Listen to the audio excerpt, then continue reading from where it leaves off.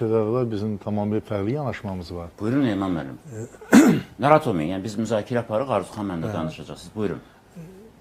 Natiq müəllimin dediyi bir çox fikirlər var ki, hesab edirəm ki, düzgündür, yanaşmaq təqdir eləyirik. Amma məsələn bir ifadə işlədi ki, müasir dünyamızda nüvə silahına malik olmaq təhlükəsinin təminatı deyil. Tam təminatı deyil, tam təminatı. Siz təsəvvür edin ki, bax bu Rusiya-Ukrayna müharibəsi ilə bağlı New York Times qəzetində baş məqalə getmişdi ki, divara dirənmiş Putin çox təhlükəlidir. Yəni nüvə silahı ata bilərdi o mənada. Yəni söhbət onunla gedir ki, İsrail ki deyir sizə, İsrailin nüvəsi var və yeri gəlmişkən İsrail heç zaman demir ki, mənim nüvə silahım var. Yoxdur, amma lazım gəlsə istifadə edək. Yəni var da demir, var da demir, yəni ifadə baxımından. Yəni sabahları İran İsrailə qarşı müharibədə üstünlük qazansa və İsrailin təhlükəsizliyi məsələsi sual altına düşsə və məğlubiyyət labid olsa, bir də görəcəksən ki, elə nüvəyə malik olmaq... Müharibənin başlanmasının qarşısını almadı, onu demək istəyirəm. Yox, müharibənin əvvəl nüvə silahı olan ölkəyə... Çətir odur ki, başlamır. Bəli, başlamır da, hamı çəkinirdi. Başlamır, amma söhbət... Amma bugün artıq başlayır və davam edir. Müharibənin başlamaq hələ işin başlanğıcıdır.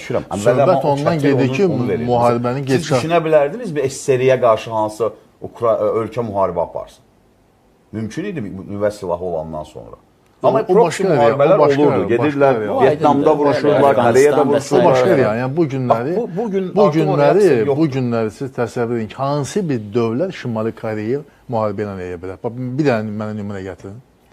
Şimali Koreya lazım eləyə bilməz. Hətta deyilənə görə biraz da inciyib ki, dünyada bu qədər proseslər gedir, amma Şimali Koreya, İran da bunu görür. İran görür ki, Şimali Koreya nüvə dövlətdə heç kim onu müharibə etmir və İran, məsələn, mənim subyektiv fikrimdir. Əgər atəşkəs olsa, İran indi boynuna alıb İstənevdə danışıqlarında ki, mənim 440 kiloqram zəngiləşdirilmiş nüvəm var, 440 kiloqram. Və o da 10-12 nüvə başlığı hazırlamağa kifayət eləyir. Və 2 həftəyə bunu hazırlamaq olar. Siz bir anlıq təsəvvür edin, müharibədə pauza və pauza olan vəziyyətdə İran intensiv, həm də burada pərdə götürülüb, MAQATE-də sayılmır, heç kim ölkəyə də buraxılmır da, ali dini rəhbər öldürülür və bütün pərdələr götürülür. Rusiyanın və Çinin köməyi olmasa, nə 10-12 heç bir bomba belə yarada bilməz. Onların da marağı odur ki, İranda bomba olmasın. Mən nəticədən deyirəm.